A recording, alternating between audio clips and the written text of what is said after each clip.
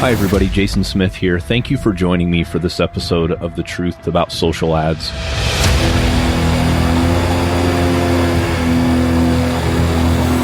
I'm an agency owner specializing in Facebook and Instagram ads, and I have dedicated my professional life to helping you learn what others won't tell you about Facebook ads.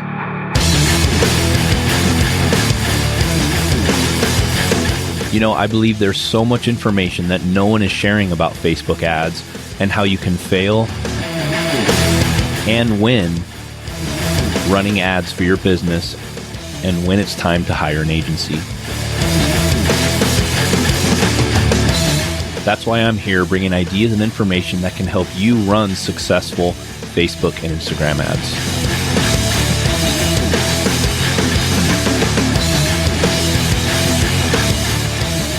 Hey everybody, how you doing? This is Jason Smith along with Eric coming at you with another episode of The Truth About Social Ads. And today we have a very special guest, Scot. Scot is the founder and CEO of Wicked Reports, which we use avidly today. We've been using it for a while, and we're super stoked to have him on. Scot, how you doing? I'm doing great. Thanks for having me. Up here in Massachusetts, 50 degrees, so sun's out, guns out. Got my short sleeves on. Yeah, that's right. Up there in Boston, right? Yeah. It's a balmy 50, so I'm going to bust out shorts too, but I don't have the body cam. So Yeah, exactly. Well, here in Denver, it's 16 right now, and we got dumped on last night. So school was canceled today, so we got plenty of time to talk all things Wicked Reports today. And if for those of you listening, if you don't know Scot or you don't know what Wicked Reports is, we're going to dive into it today. Wicked Reports has been around for, how long now, Scot? 2015. 2015, yeah, cool. Yeah. So, and Wicked Reports is in our opinion, one of the best tracking and attribution softwares that you can get. They have a great relationship with Facebook, and so do we, of course. So we want to make sure that we are talking to people who share our background with the platform, but who have good relationships with Facebook as well and compliant and all that good stuff. So, yeah, Scot, so let's dive right in here. You know, as we know, the Apple update, and we've talked about it in a previous podcast, is coming up here pretty soon. And I think a lot of us are confused about what's going on. Like, I think we're backtracking a little bit as far as the advancement that we've had in tracking and attribution over the last few years with Facebook. Can you just give us a brief overview of kind of what Facebook is doing and how that's going to affect advertisers on the platform, and what you guys as a company are doing to help us? Because really, you know, you are helping us, and your software is going to be super integral in what we're doing in trackability for Facebook ads. So sure, go for it. Sure. So Apple decided that they weren't going to allow Facebook to use something called IDFA unless the users were aware of it. IDFA stands for ID for advertisers. They take your phone number and they look up your web history, and then they do whatever they want with it, basically. Right. So it's it could be that, you know, I'm targeted on Facebook because I like Guns N' Roses, and is that because they sniffed my cell phone and saw me refreshing the tour dates? Or is it because I clicked on an ad for Guns N' Roses? Or did I like Guns N' Roses in Facebook? Could have been any of those. Right. And so what Apple's taking away is the ability for not just Facebook, but Snap, Pin, and a lot of other. It's all the major social apps. Just Facebook's the biggest known user of it. Yeah. They're not going to be able to look up your phone number to figure out what you've done on the web and use that data without your permission. Right. So it isn't like that's basically what it comes down to. Now, Apple's still going to use it for who knows what, probably, you know, their own ad platform or something. Yep. Not big enough already. Yeah, we'll touch on that a little later as well. And so there's going to be this prompt coming out that says, do you want whatever app you're using? Let's use Facebook. This is the most popular one here. Do you want Facebook to track your activity across other websites? Right. And I mean, most people are going to say no to that, I imagine. And so then what that will mean is there's a lot of impact to that on your Facebook measurement and reporting. Right. One thing is they can't use that data. It's going to come back to them delayed from Apple there's going to be all kinds of, anonymization and delay and modeling and so it's already not going to be like accurate. But then they can't show all the results in Facebook. Right. Facebook reporting platform is going to be now down to 7-day click, where it used to be much more optimistic. Mm-hmm. And then a lot of the data however they're using that data to help create audiences is not going to be able to be used when you're targeting people on iPhones, which is over half of Facebook's traffic, from my understanding. So pretty major. And I mean, then there's some impact on events. Like if someone clicks and becomes a lead, then they click on something else and become a sale, and it's all done with the iPhone, and they opted out of tracking, or maybe even if they still didn't opt out, they're only going to show the sale and not the lead event, depending on all sorts of arcane criteria. End result is going to be hard to trust your data in Facebook. It doesn't mean Facebook's going away. You're going to be bad for clicks or business, but Facebook's got a lot of onerous things put on them, as does Snap and Pin, to figure out how they're going to prove their ROI in Facebook. Right. Yeah. So, thanks for that. That's an awesome explanation. And so talk a little bit about what you guys are doing on the Wicked side. Well, actually, you guys really aren't doing anything different, right? Honestly. I mean, we are. Okay. So talk about that, because the listeners need to know why your software can really help them out in continuing to track like business as usual kind of when this impacts, because like you said, it's going to affect audiences. It's going to affect your conversion events, and possibly, I think what Facebook's saying, it could be a 3-day delay on the last activity that they took on Facebook, which could be a purchase, a view content, an add to cart, an add payment info, right? So, and then advertisers are going to have to prioritize those events and really think about what 8 events are important. And from what we've heard from Facebook, we've been on a lot of calls and stuff. Like if you're using tons of custom events, like you're going to be dead in the water. Dead. Yep. So talk a little bit about that. Because those are usually like work pretty well. Took a lot of work to figure out that strategy. It's unfortunate, that piece. Well, when I designed it, it was 2 things I was looking for SMB market on how to accurately, fairly measure in a way that we could prove the results to our customers. Right. And so the only way you can prove it is you've got to tie it to something real. Right. And so we've always been a click-based tracking with just a little light amount of view at the bottom of the funnel. Mm-hmm. And we've always been having to tie our conversions back to actual leads or actual sales and show you who they are. Right. And the way we do that is a privacy safe, I don't want to be some like tracking creep sniffing. If you're going to run around on your porno sites on your free time, exactly right. I don't want to accidentally show that to someone looking at your data. Yeah. It's none of my business. So we've always taken it. So you got to, if it's a click, it's a louder signal, first of all. And then if it's a conversion that creates someone in your CRM or reactivates them or obviously makes a purchase, then that's more valuable. Right. And then if there's more lifetime value because you repeat purchase or you're doing a recur, then that's more valuable. I mean, I have patents behind this stuff, which is using customer lifetime value for attribution. It always puzzled me that no systems were trying to do that. But where we're different is we're a first-party data cookie, which basically means we're only on our customer's website for them. We're not using that data anywhere else, and we're not tracking that person when they leave. And those are 2 things that many other platforms and ad platforms and other apps and everything else are doing. Right. We're not selling the data. Our data is on there only because someone clicked in to try to engage with that brand. And then the data is only cooked up and used for that brand, and it's siloed in our Amazon clusters and all that. So hashed in there. And if anyone wants to, one of our customers wants to be forgot, we can anonymize them, so we're GDPR compliant and all that. So that's why it doesn't affect us, because we're first party data. It's tied to real stuff. Right. And it's, it's just, we got the right intent behind it, which helps. But when Apple shows their guidance of where they want the web to go, like on some webkit.org, they have the future of attribution. It's click-based attribution tied to real conversions. So that's kind of how we do it. Right. But the other reason why I do that is because you can only handle so much data as an you're an agency, you got like 10, 20 customers, you got a lot to do. If I show you all 100 touch points for a $100 product and give each point $1, it doesn't give you a lot of insight. Right. So we try to mine just the most important ones and report on those. And if you move your ad spend around based on that, it tends to grow your ad spend. So that's why we do it. Yeah, for sure. No, that's awesome. And, just for the listeners, the reason why we think Wicked is so important for us is, perfect example for us is we have an e-commerce client, just one example, why we think Wicked is good and how we look at the data on Wicked to then go back to Facebook and say, wait a second, there's something wrong here, is because this client of ours spends about a little over $300K a month in Facebook ads. It's an e-commerce client, and we've grown him from literally zero to spending that much. And we've had a lot of tracking issues, right? Because he uses PayPal and he's not on Shopify yet.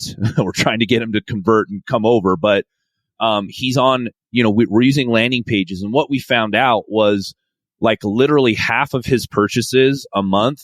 So imagine spending $300K on Facebook. Half of those purchases are through PayPal, right?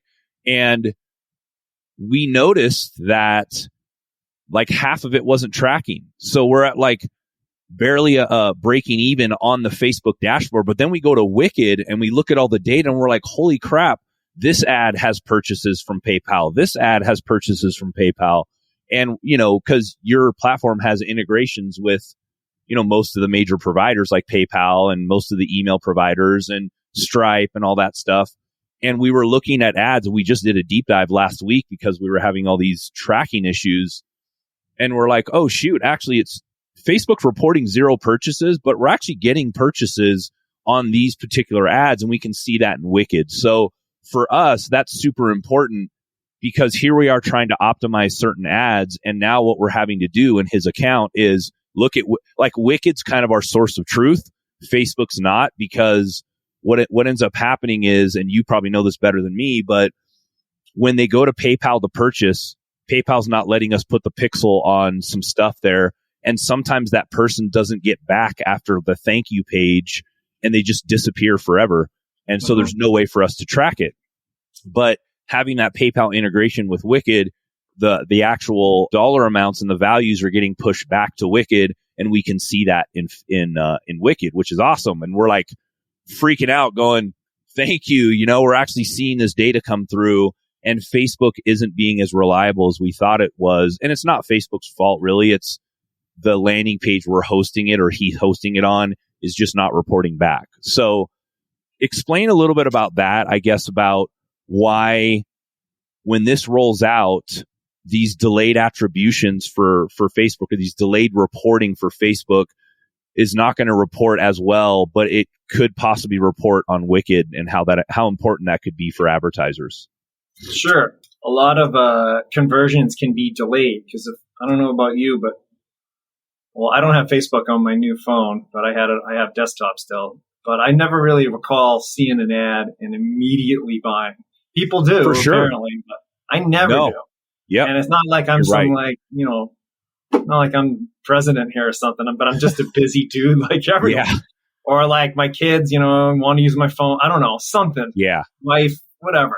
Yeah. So like I could even be like, ooh, this is interesting, but then I don't, then I still got to go research, what's the deal? Like I was shopping for a protein powder the other day because I still haven't found a good tasting one. I think I finally did, but I was like, best tasting protein. And then I was getting diluted with ads. There you go. And I had to read through all of them to figure out which one I wanted. Like it takes this some deliberation, even when it's just protein. Yep. Which is like $60 or something. Yeah. So the idea of delayed conversion time was always something we had built in because our origin story was a guy spent $4,000 on Facebook. He was selling lobsters online. He was using a WooCommerce store at the time with Infusionsoft. And he was like, hey, man, Facebook doesn't work for lobsters. I spent $4,000 and I only got one sale. That was his whole budget at the time. And I was like, well, I mean, who's going to just suddenly buy a bunch of live lobsters to come boil at their house? They got to like talk to their spouse or plan. Yeah. Like that's a big commitment mentally. Yeah. He's like, well, how am I going to know? And there was no way to do it. So we started tracking I figured out a way to hack. At the time, it's not how we do it now, but hacked up a way to figure out that, if people bought over time, we could attribute it back to the ad. And then what it turned out was when he ran the ad for the month, he spent $5,000 and we targeted people that like the Red Sox or the Patriots. but didn't live in New England. It was just a simple theory. Why would you like one of our teams that everyone hates? Right, unless you're from here. And if you're not actually living here, then, hey, maybe you miss lobster. That was a very simple theory. That's funny. So he breaks even the first month, but after month 3, he was making 10 to 1 on that first month. And it was because, he's got retargeting stuff that triggers, but he also has emails.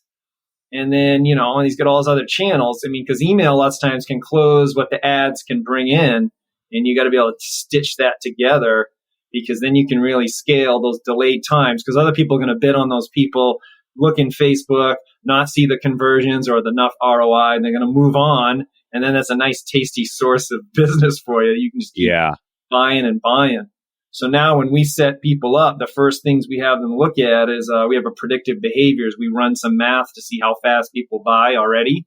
Mm-hmm. And then we look at how valuable leads are over time. Because if you have some nice ascension or somehow they're like worth more for, whatever reason, then you don't have to like make 500%, day one. You can calm the client down. Hey, we're going to triple the lead value in 90 days. So just let me buy them at a realistic price today so I can actually make you money. Yeah, that's good. So with PayPal in particular, there's a lot that goes on there for us to be able to tie that together. It was really complicated to figure out. Because you can't we're not pixel-based tracking. We do have a Wicked Reports pixel, but we don't just rely on that. We have a lot of things going on to try to safely determine who it is. Yeah. There's a lot of ways you can do it, and each one's semi-effective. But Pixel dies. As soon as you go to PayPal.com or PayPal host a page, they do have some ways they try to fire it, but it has to work just so. And then you want to test a coupon or another one, and you don't clone it right, and then all hell breaks loose. So we want to take that all out of the equation and just say, can we just start from real orders and look back using all these methods we have that are legal to make sure because it's also multi-channel. You got to make sure like you're not just giving Facebook credit if email deserves the sale, and if Facebook got the lead, you got to traffic cop, a lot of traffic cop math. That's awesome. Yeah. And that's the complicated thing. And most people don't realize how complicated all this stuff is. But you guys try to make it as simple as possible for us, dummies out there and, who can read it correctly. And I mean, it's super cool that you guys have actually figured out a way to do this to help people like us, and bridge the gap with tracking. Because I like what you said too. Normally, now with Facebook being that there's only a 7-day attribution window, it's I would say 70-80% of advertisers, it takes a person longer than 7 days to figure out if they want to buy. Right. And the lobster guy was 40 days when he started, and he's got it down to like 15 over time. He's spending like $300K a month. He went from 4K to $300K. That took 6 years. It didn't happen overnight. Yeah. But, so where all his sales are coming from are ads that it's going to be really hard to prove in the platform when this is fully baked in. Yes. It's challenging. Yeah. So, and funny thing is, Scott, about that is, my background with Tier 11, I saw inside and I worked on that ad account a little bit actually. So, on the lobster, on the lobster ad account. Yeah. It's kind of funny, how it all kind of happened. But so when you guys talk about that or that account, I'm like, oh yeah, I know that account really well. So it's pretty funny, but, small world. I didn't know that. Yeah. But yeah. So, all right, cool. Well, Jason, can I jump in? And go for it. I want to talk about something real quick, Scott. So what would be, I've explained this to countless clients, and I would love to hear it from you. So just laying out a scenario, we send out ads to cold traffic.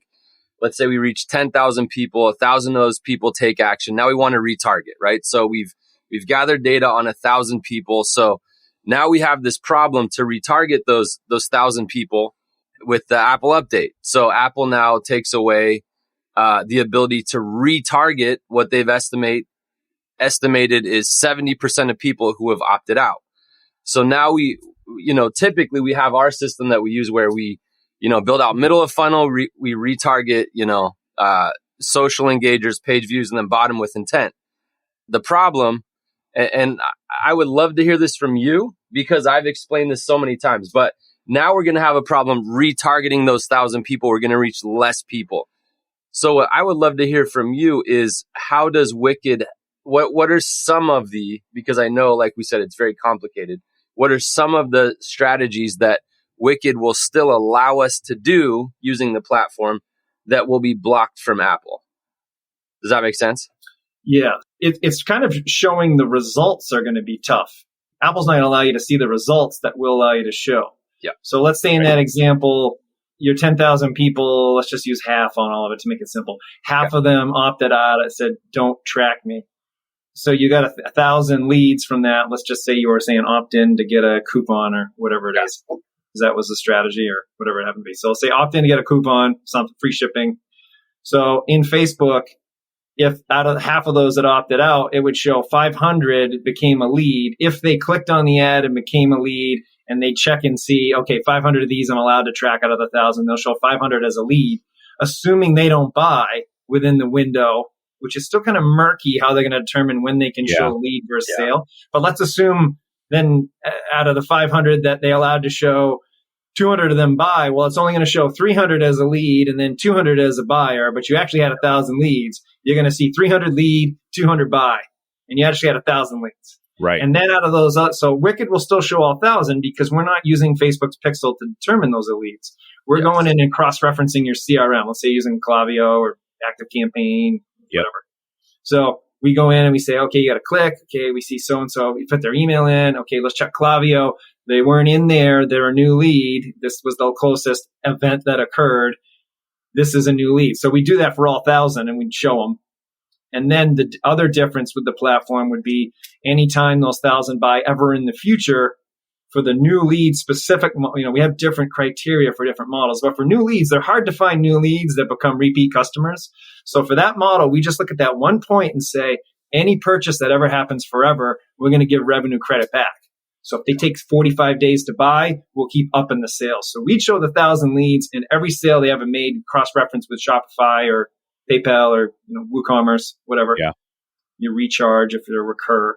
Whereas Facebook would limit the window to only 7 days, and it would show 300 in my example, 300 that became leads, 200 became sales, and if those other 300 that they tracked as leads bought outside, then it doesn't show, which is unfortunate for Facebook. They deserve some credit there. I'm not like piling on Facebook's the devil here. It was just the situation.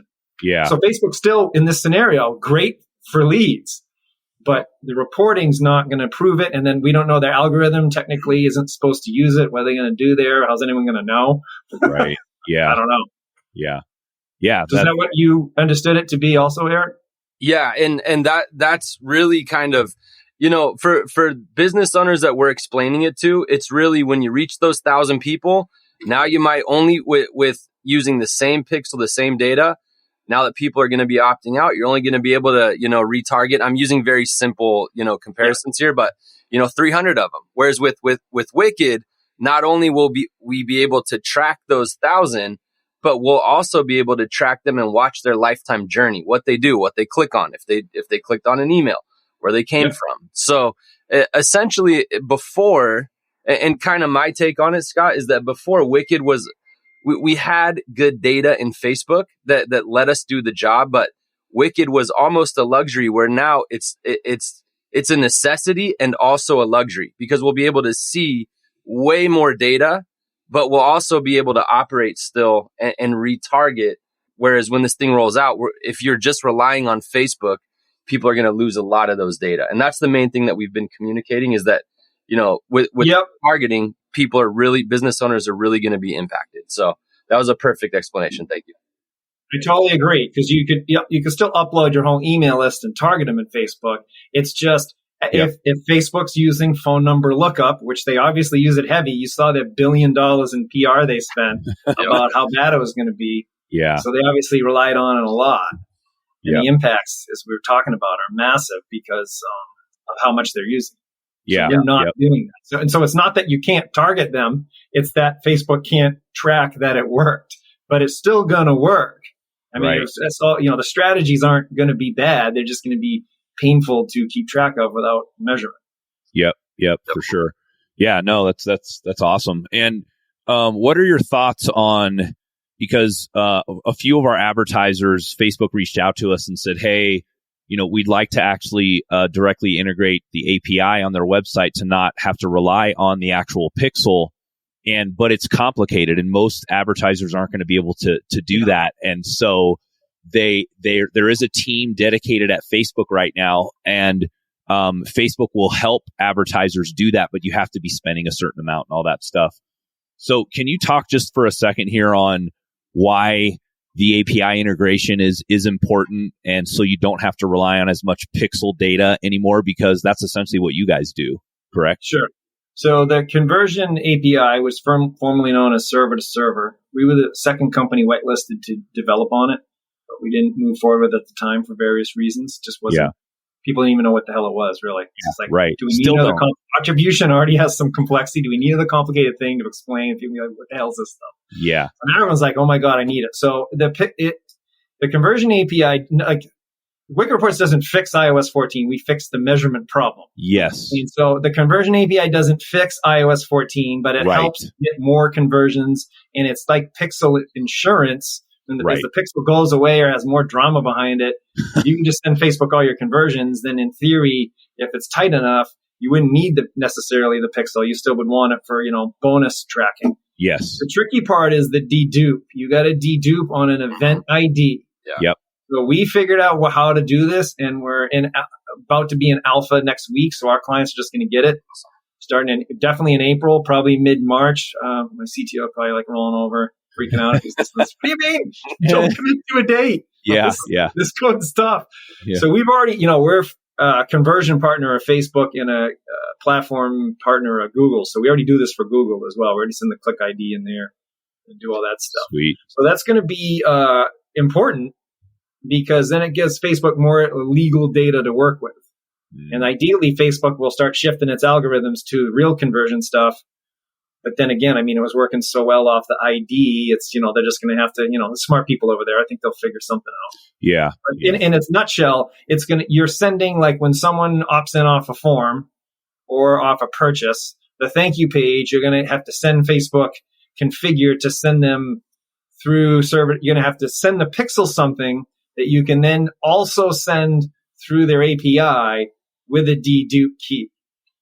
And so what's nice about Google is you can send it the click ID and they'll dedupe. They'll say, hey, well, we know what the click is. We'll dedupe for you. But Facebook doesn't do that, which just the situation. So it makes it more complicated to set up, because otherwise, besides all the reasons we talked about, all the data being jacked up in there, then you're sending duplicate things. Right.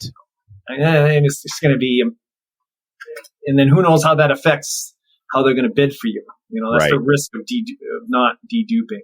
Yeah. So, and deduping is very important. And people listening are probably like, what the hell is deduping? And essentially, to not dedupe, there's a lot of complicated things involved, because you essentially don't want to send multiple signals for one action that a person is taking, right? Yes. In simple terms, that's exactly what it is, correct?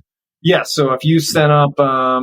let's use that Eric's example. So 10,000 leads came in, 10,000 clicks, 1,000 leads. So if you just send the pixel gets the 1,000, and if you also send the 1,000 conversion APIs over, then Facebook thinks it did twice as good as it did. Right. Yep. And so, that's if you made a bunch of money there, then you'd probably be fine. But if you didn't, then you're just spending more money that's going out the window, where competition's off bidding on the good customers and you don't know. Yeah, exactly. It's as bad as not having tracking as having double tip tracking can be really risky. Yep. And Wicked Reports essentially just makes it to where you're not counting things 3, 4, or 5 times, and that's the deduplication process. So correct. So we dedupe from because we start from a sale or a lead, so we there's no signal. We're only using the actual evidence in your source system, so we don't have to worry about a dedupe to begin with. But then with Facebook, we had to. So we're trying to get it just right before we release it. We're going to do it for leads next month, and then sales. Shopify has one already you can activate, and there's a bunch of other like sales ones that have sprung up. So, but for leads, no one was really doing it. So that's why we decided to focus on that first. And essentially, leads are the lifeline of any business, right? Mm-hmm. Like if you don't know your lead source or how your leads are doing, how can you track, because 60% of people are not going to purchase, but they come in as a lead. They know who you are, and they're not going to purchase. So, that's super important. And if you look at Facebook as a whole, a few years ago, I think everybody was just doing leads. Now it's like all these online stores. The goal is to have somebody purchase, but yeah, no, that's super important. And again, that's why this is so complicated. People think, oh, it's tracking, whatever. They don't appreciate what goes into all the back end that like you guys do to make sure it works correctly for all of us. Very underappreciated. Yeah, exactly. Yeah, exactly. We're gonna have to mitigate that. Do something about that. Yeah, please, right? Please. You're a very lead gen. So this is really highlighting how important the data is. Like Facebook didn't really have control. Facebook, they have reams of data, right? But even they had a data lord over them, which was Apple. So that's these average, e-com brands. You got to get a hold of more data. So first party data, meaning what data you own, even if it's just take an ad that, take say you got to say, buy one, get one sale. Yeah. Just run a landing page and redirect to the BOGO page because everyone clicking around isn't going to double check. Hey, wait a minute. I could have got to this URL without opting in. Nobody knows. No one's traversing your site hierarchy to figure out what URLs you have. Yeah. Just do that because then you capture people while they're interested, even if they're not going to buy. And then if they were going to buy, you only added a little bit of friction. You still can run the same exact direct response ad right next to it. Yes. Or somehow in conjunction. Yeah. No, that's awesome. That's this has been a great info. So tell me your opinion on once this Apple thing rolls out. Well, actually, let me ask you something. Is this for sure rolling out? Like, cause a lot of people are like, well, it got delayed, and I'm actually still hopeful that they're just going to pull the plug. I know that's probably not going to happen, but you probably know a lot more about this process than I do, especially talking to Facebook and stuff. So is this going to happen? Like for sure? Or I don't know for sure. It seems likely. I was surprised at the second delay because it was supposed to hit already this year. Yep. So I don't know what transpired there. Like, do you think Apple's thinking about that? Like, man, if we do this, like it could possibly ruin a lot of small businesses here and like wipe them out. Do you think they're thinking about that, or are they just like, whatever, I don't care? Like, no, they're the branding experts in the world, so I'm sure they've considered it, how it's going to affect them and not. They thought privacy first was more important and probably their own ad platform. Right. Yeah. Well, because that's the big misconception here is because people are like, because I've been seeing comments and things and people are like, oh, I'm so glad I'm not being tracked. Well, Apple's still tracking you. Yeah. Like, hello. They're still tracking everything you do. Yeah. It's like, go to your maps on your iPhone. Like, they're still tracking every single thing you're doing. And they're not good at they'll tell you, hey, you're home. You want to go home? And it's kind of creepy, like how Apple tracks you. So I don't like it. Yeah, or Google's the same way. They're reading your Gmail, watching what you watch on YouTube, seeing what you browse on Chrome. Yep. Yeah, everything's out there. Apple's just everything's out there. Just so everyone knows, Apple's tracking everything you do. It's not like they're not tracking you. They're tracking you for sure. Yeah, and we agree with you. Yeah, Facebook was using Apple's tracking. Exactly. It wasn't that Facebook cooked up a way to watch everything on your phone. They're smart enough; they could have done that too. But Apple was just saying, "Hey, you want to see what the phone's doing? Here you go." Yeah. Listen. Yeah, and we agree with you. I think what's going to happen is if this launches and this actually goes into effect, the next big announcement is going to be like, "Hey guys, come to my platform and advertise on the Apple platform." I agree with you there. I think they're in the works of trying to capture this data, and so no one else has it. And it's funny because on our podcast we talked about the iOS update. Eric brought up a couple really cool scenarios, and one of the scenarios that I thought was really cool was Elon Musk could have put a patent on electric cars, but he didn't. He was like, hey, I think every car manufacturer should have the right to produce some type of electric car. I could put a patent on this thing, but I'm not really that greedy and I don't want to do that. So he let other people also do or create electric cars. And in this scenario, we kind of compared it to that, like Apple's just strong arming everyone saying, nope, we're keeping all this data for ourselves. No one else can have it. And we're going to create our own ad platform. And if you don't like it, too bad.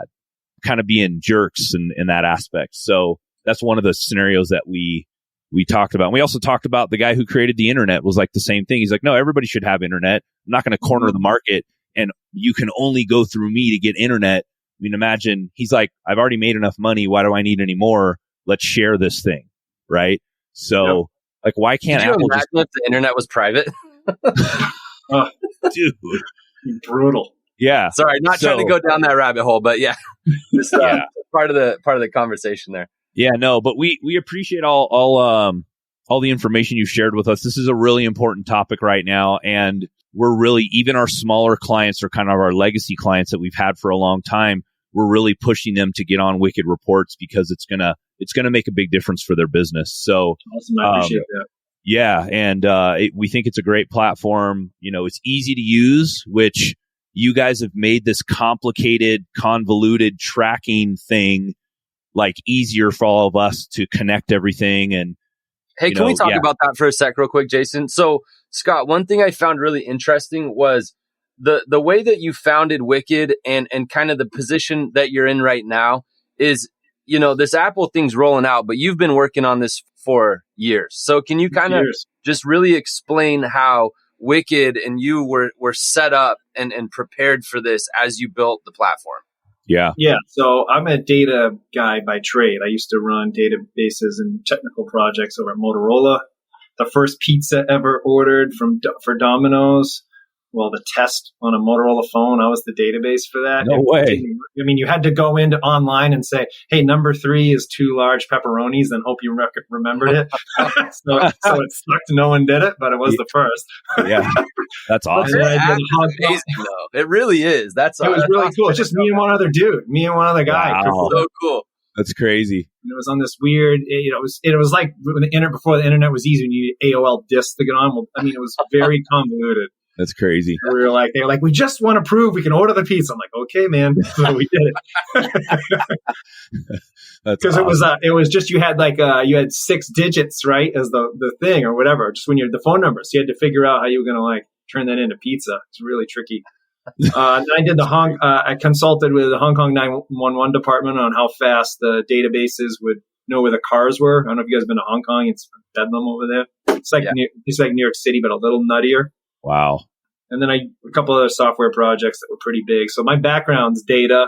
That's my natural talent. Like when I was 10, I was doing databases for my mom on my old Commodore 64. Dude. Her recipes, her Christmas card list. Like I just knew how to do spreadsheets. It's just how I see the world. Like someone could be blabbing about their personal life. I could create a data model on the spot.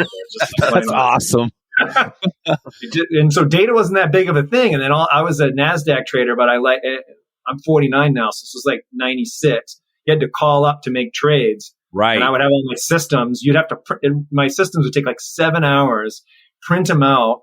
Then you got to frantically scan all the stocks. It wasn't like you could do alerts and then call someone. And if the stock was already moving, they just left you on hold and just murdered you on the price. Wow. So it was just always my background. So this was a data problem, not a marketer problem. Right. And so once I got the data right, then it was like, okay, well, marketers don't want to listen to me blab about data forever. How do I make it reasonably concise? And one thing that breakthrough for me was you got to match the attribution model to the intent of the marketing. If you're trying to do leads, that's a certain model. If you're doing initial brand awareness, hey, this new cold traffic, it's first click. Targeting your email list, but they still have to take steps. It's re-engagement. Yeah. You don't know what the hell's, you're trying everything. You just want to know, hey, just tell me if it works or not. That's full impact or linear, depending on your feeling on reconciliation of orders, which is a whole other topic. So it always came down to driving the need of, we'd work with the people, see how much they got it or not, what they needed.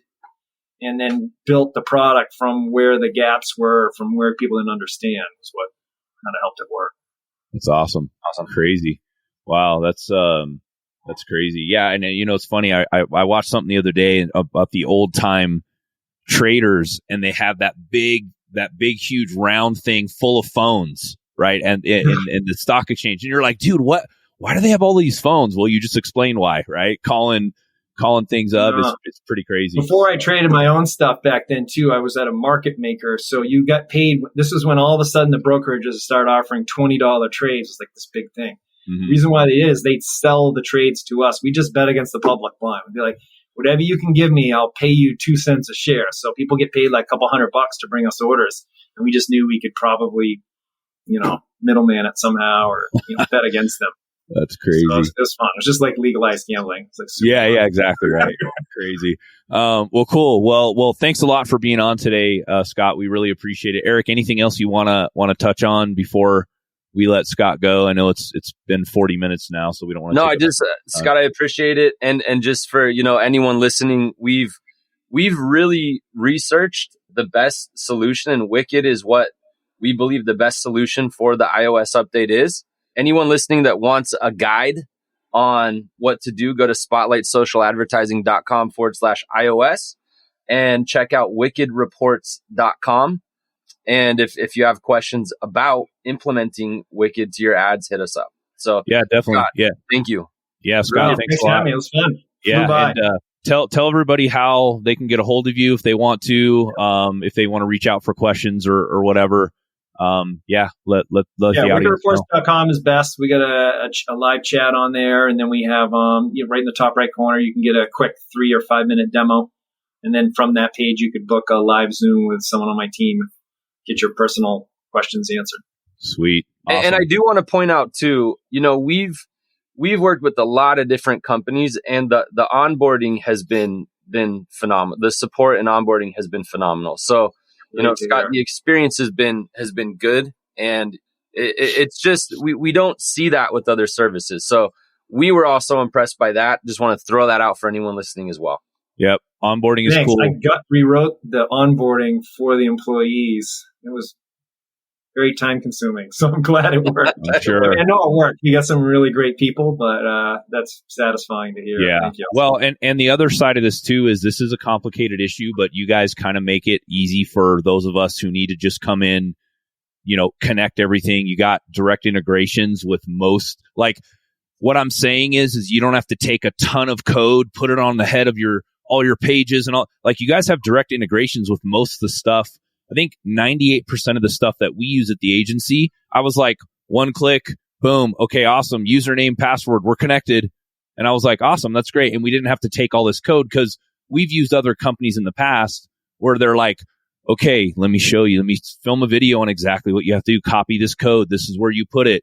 And then, it just doesn't work right, a lot of the time. Yeah, we don't work with them anymore, but for about 4 years we worked with Digital Marketer, and they were my 10th customer.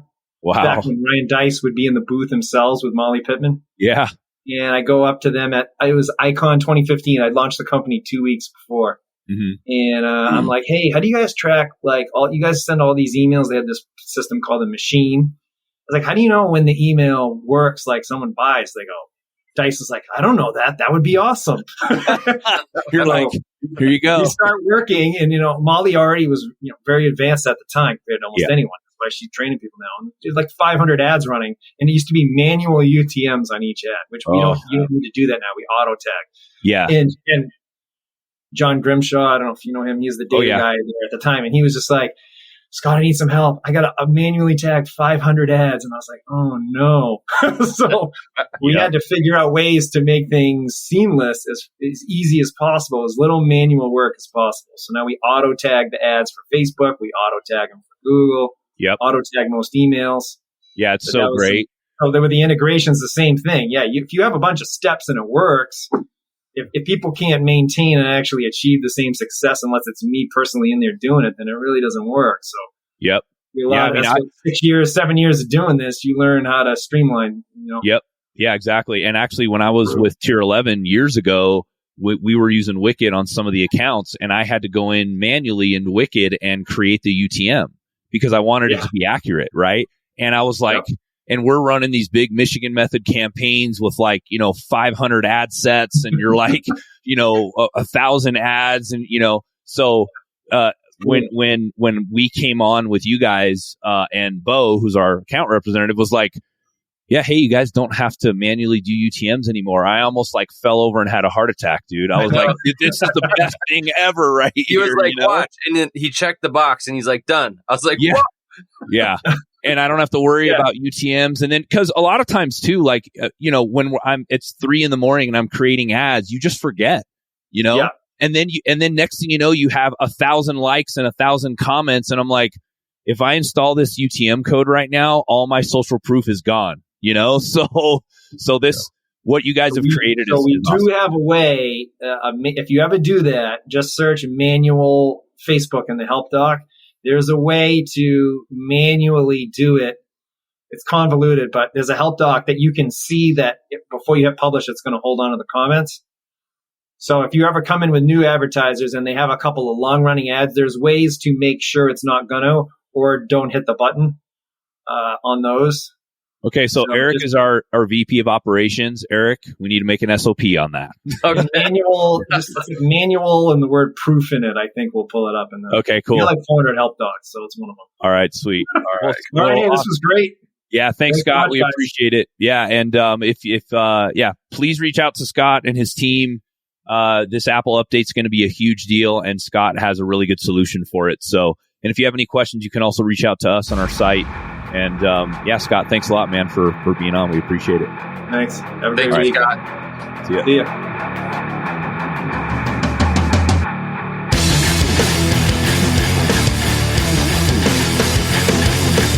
Hey, thanks so much for listening to The Truth About Social Ads. I really hope you enjoyed the episode. Please visit our website at truthaboutsocialads.com for show notes and additional episodes. And if you have time, please subscribe to the podcast and please consider rating and reviewing the show if you enjoyed it. That will help other people find us.